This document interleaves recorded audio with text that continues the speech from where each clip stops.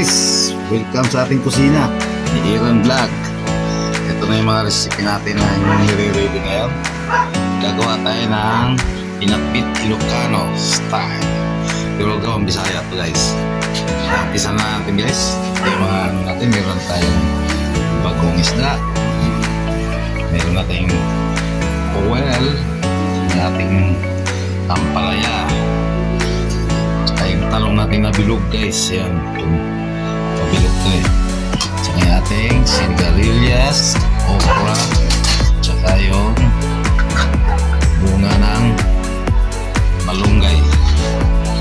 At ang ating isahog yan guys, ito yung pinirito natin piniritong piranha, tilapia. Tsaka kamatis, ito yung ating siling duwag, ito yung bawang, luya, sibuyas. Okay, start na tayo guys. Unahin natin ang kamatis. Ito, lagyan na natin guys. Tapos malinis mo yung kamay ko, di ba? Lalamasin natin yung kamatis ng ganito. Yan, dapat durog na durog yan guys. So makunat na ito guys.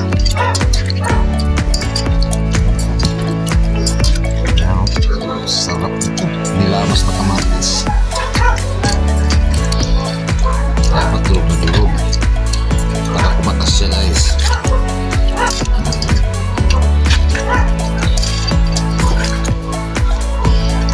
Uy, mataas ka guys.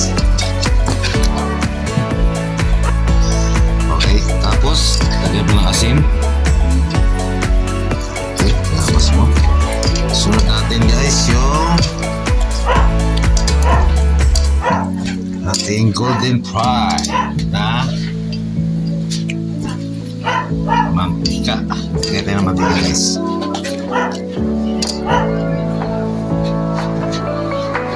Okay, 3 tablespoon or 4 para medyo malasa. Okay, manas natin yan. Tapos isunod na natin yung ating bawang. Bawang guys, bawang. Okay.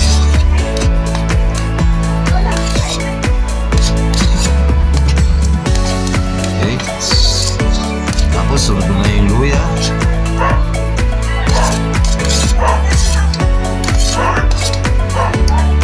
Sama mo na yan. Okay. Tapos yung ating ito guys, nagdadala ng sarap. Yan, bagong isda. Ayun. Yan. Tapos ang ating seasoning. Yan, para kumpleto sarap guys. Yan. Baka naman, ha? Marami na akong ginawa. Joke lang. Tapos maglagay tayo ng tubig guys.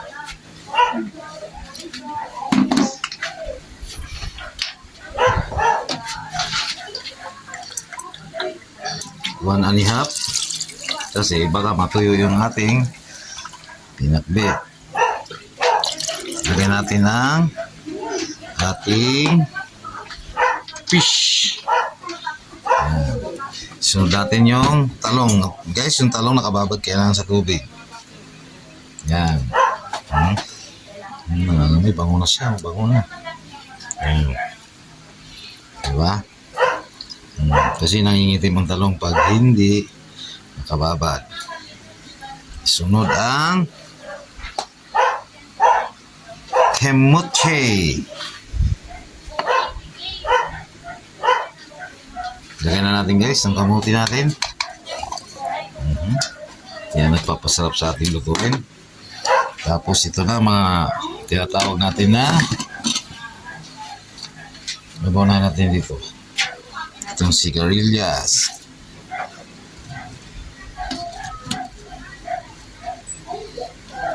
Sabay-sabay na to.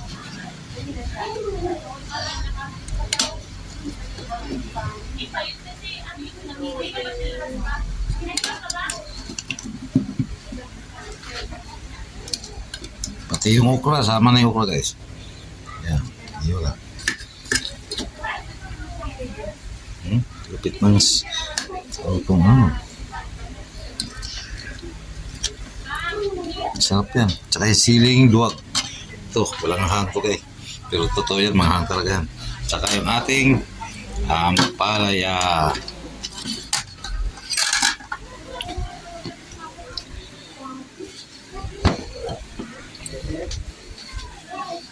Okay. Yan na guys. Yung takip. Takpan natin. Iluto natin ito sa mga 8 minutes. Luto medium high flame guys. Tapos abangan na natin ang result mamaya. Alam. Salang na natin guys. Okay.